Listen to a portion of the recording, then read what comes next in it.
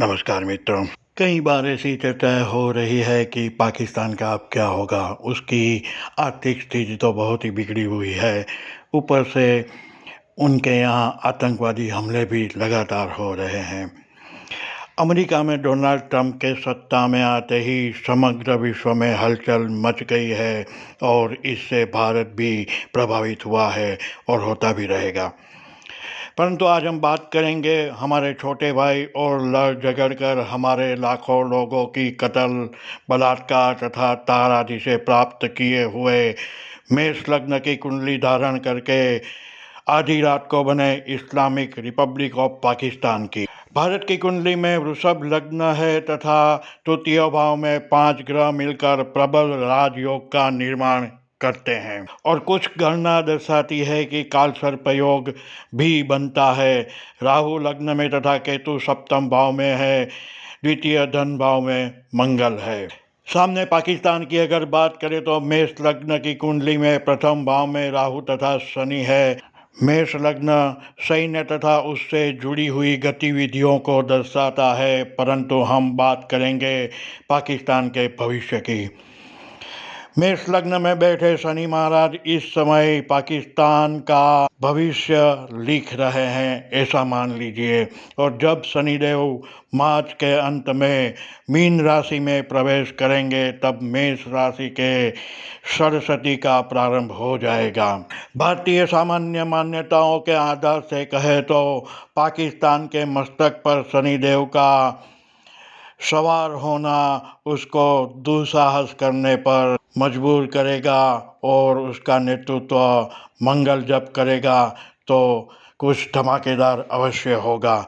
और इस बार पाकिस्तान 2026 के आसपास सीधा अमेरिका से वैचारिक युद्ध में भिड़ जाएगा, जैसा कि आजकल यूक्रेन भिड़ा हुआ है। इसका अर्थ यह होगा कि जैसे ट्रंप ने बोल दिया है कि बांग्लादेश को प्रधानमंत्री मोदी को सौंपता हूं, ऐसे ही पाकिस्तान को भी ना केवल भारत के हवाले करेंगे, साथ में सैन्य तथा आयुधों से भी भारत को लैस करते रहेंगे। परंतु इस बार जमीनी लड़ाई कोई तीसरा खिलाड़ी ही खेल जाएगा, आप लिख लीजिए। और भारत पाकिस्तान से अलग हुए कई भूभागों में प्रशासकीय अधिकार प्राप्त कर लेगा।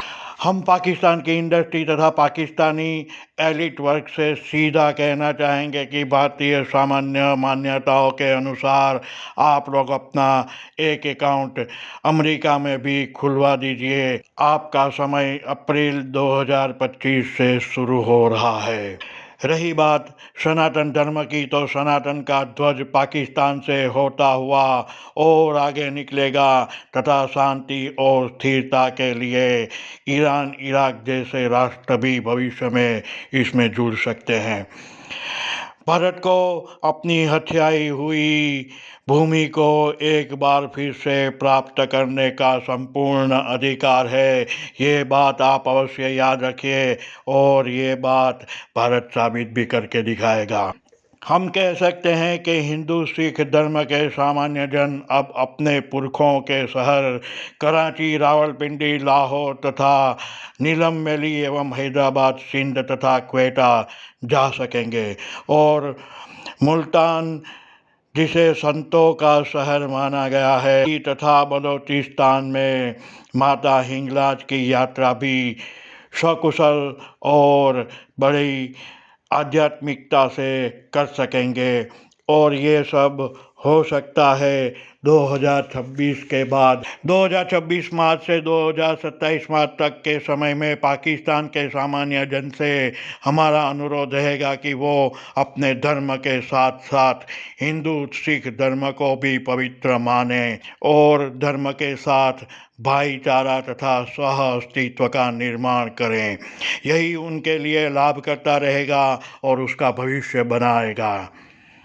अंत में बात बचे खुचे पाकिस्तान की, तो उसकी नियति भी यही है। अंत में उसको पश्चिमी पंजाब बनना है, मंदिरों तथा गुरुद्वारों की रक्षा करनी है तथा भारत से मिलने वाली सहायताओं पर अपने क्षेत्र को चलाना होगा। और भारत से रोजगार की विपुल तक प्राप्त करनी है, तो भारत के बहुमती लोगों के साथ मिलजुल कर रहना होगा। याद रहे, इन सभी गतिविधियों का प्रारंभ तथा संचालन समुद्र से जुड़े प्रदेशों यानी कि बलूचिस्तान तथा सिंध से शायद हो सकता है, और ये स्वयंभू होगा। एक खास बात, बीच में कुछ समय के लिए ऐसा भी लग सकता है कि पाकिस्तान भारत के ऊपर अब हावी हो जाएगा, या तो पाकिस्तान भारत से आगे निकल जाएगा, जैसा कि इनके प्रधानमंत्री शहबाज शरीफ ने कसम खाई है। परंतु समय का चक्र तुरंत ही आगे बढ़ जाएगा, तो किसी भी भ्रम में ना रहें। भारत में मोदी जी 2029 का चुनाव अपने दम पर जीत जाएंगे और प्रधानमंत्री भी बनेंगे, परंतु उस समय उनके साथी अलग होंगे और इनमें से कोई एक जुट 2034 के पश्चात भारत को संचालित करता रहेगा।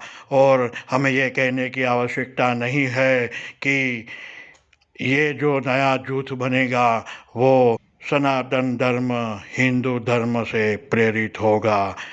नमस्कार, धन्यवाद।